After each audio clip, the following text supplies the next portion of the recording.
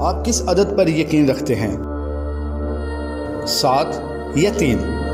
آپ میں سے کتنے لوگ پورے یقین سے کہہ سکتے ہیں کہ 7 آسمان ہیں یا 3؟ اس بات کی تصدیق کون کرے گا؟ خدا نے کتنے آسمان بنائے اور خود خدا کہاں رہتا ہے؟ جاننے کے لیے ہمارے ساتھ بنے رہیے۔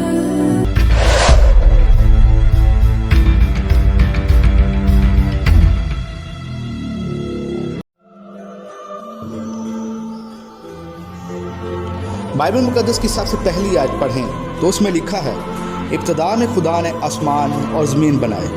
انگلش بائبل میں لکھا ہے In the beginning God created the heavens and the earth۔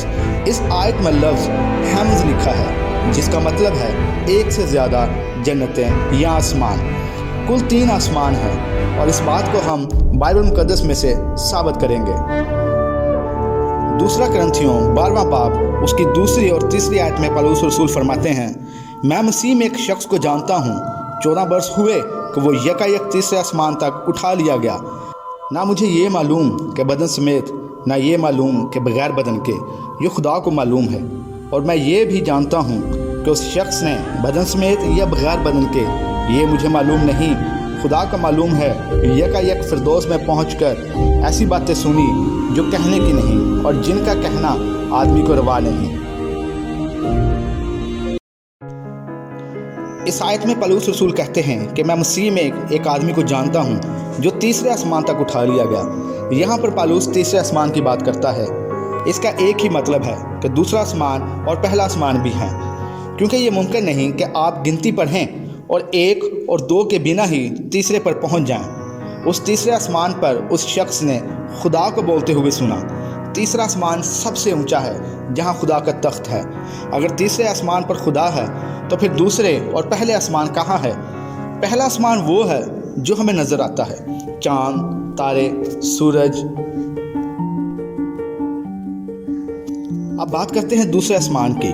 اس بات کو دانیل نبی کا صحیفہ ثابت کرتا ہے کہ زمین اور 3 آسمان کے درمیان ایک دوسرا آسمان بھی ہے جو شیطان کے چیلوں سے بھرا ہوا ہے۔ دانیل کی کتاب میں جب فرشتہ دانیل پر ظاہر ہوا تو ہم پڑھتے ہیں کہ دانیل نے 21 دن تک روزہ رکھا اور 21 دن بعد ایک فرشتہ اس کے سامنے آ کھڑا ہوا۔ فرشتے نے دانیل سے کہا اے دانیل مت ڈر، کیونکہ پہلے ہی دن جب تو نے خدا کی حضوری میں سمجھنے کے لیے دل لگایا تیری دعا سن لی گئی، اور دیکھ اب میں آ گیا ہوں۔ فارس کی مملکت کے موکل نے 21 دن تک میرا مقابلہ کیا، پھر میکائیل جو مقرب فرشتوں میں سے ہے میری مدد کو پہنچا۔ فرشتے نے دانیل کو بتایا کہ جس دن اس نے خود کو خدا کی حضوری میں جھکایا اسی دن میں تیری دعا کا جواب لے کر نکل آیا تھا، پر راستے میں شیطان کے موکلوں نے اسے روکے رکھا اور پھر میکائیل نے آ کر اس کی مدد کی۔ جب وہ فرشتہ جواب لے کر آ رہا تھا تو دوسرے آسمان پر شیطان کے موکلوں نے اسے روکا اور 21 دن تک وہاں لڑائی ہوئی۔ پھر فرشتے نے کہا اب میں فارس کے موکل سے لڑنے کو واپس جاؤں گا اور میرے جاتے ہی وہاں یونان کا موکل آئے گا۔ یہاں بات شیطان کے چیلوں کی ہو رہی ہے۔ شیطان نے اپنے موکلوں کو براعظموں، ملکوں، حکومتوں، یہاں تک کہ چھوٹی چھوٹی آبادیوں پر بھی تقسیم کیا ہوا ہے۔ ہر کسی کو اپنے حصے کے حساب سے اختیارات دیے ہوئے ہیں۔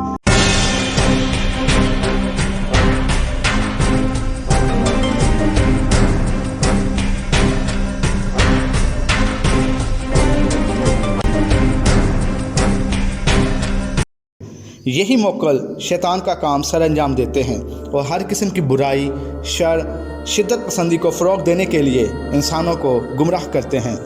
اسی طرح فرشتے بھی اپنی تقسیم کے لحاظ سے اپنے فرائض سر انجام دیتے ہیں اور ملکوں، حکومتوں، آبادیوں کی حفاظت کرتے ہیں۔ اس کے بارے میں ہم اگلی ویڈیو میں بتائیں گے۔ جب ایک ایماندار مرتا ہے تو اسے جنت سے فرشتے لینے آتے ہیں۔ آپ سوچ سکتے ہیں کہ جب فرشتے اس آدمی کو دوسرے آسمان سے لے کر جاتے ہوں گے تو دوسرے آسمان پر موجود شیطانی موکل آپس میں کہتے ہوں گے پیچھے ہٹ جاؤ، یہ بندہ یسوع مسیح کے لہو سے لپٹا ہوا ہے، یہ خدا کی بادشاہی کا وارث ہے۔ زبور 91 اور اس کی 11ویں آیت میں لکھا ہے کیونکہ وہ تیری بابت اپنے فرشتوں کو حکم دے گا کہ تیری سب راہوں میں تیری حفاظت کریں۔ इस आयत में एक फरिश्ते का नहीं बल्कि फरिश्तों का जिक्र आया है, यानी एक से ज़्यादा वो फरिश्ते आपकी हिफाजत करते हैं। इसलिए दानियल की दुआ के नतीजे में फरिश्ता भेजा गया। आप में से कितने लोग ये जानते हैं कि हर ईमानदार को 2 फरिश्ते दिए जाते हैं जो उसके साथ रहते हैं, उसकी हिफाजत करते हैं। अगर हम बाइबल मुकद्दस में से दूसरा सलातीन 19वां बाब और उसकी 35वीं आयत पढ़ें तो हम देखेंगे कि खुदा के एक फरिश्ता ने निकलकर असूर की लश्करगाह में से 1,85,000 आदमी मार डाले। तो 2 फरिश्ते कितने लाख मारने की ताकत रखते होंगे। ज़रा सोचिए, इतना प्यार खुदा हमसे करता है।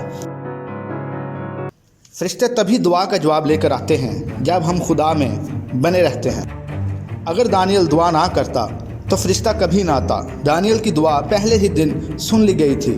हमारी दुआ पहले ही दिन सुन ली जाती है।